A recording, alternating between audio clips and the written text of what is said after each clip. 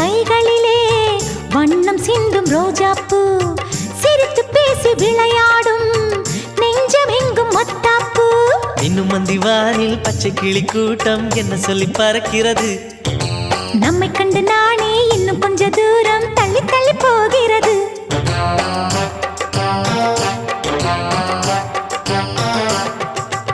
எங்களின் கதை கேட்டு தலையாட்டுது தாமரை பூ மயிலே நான்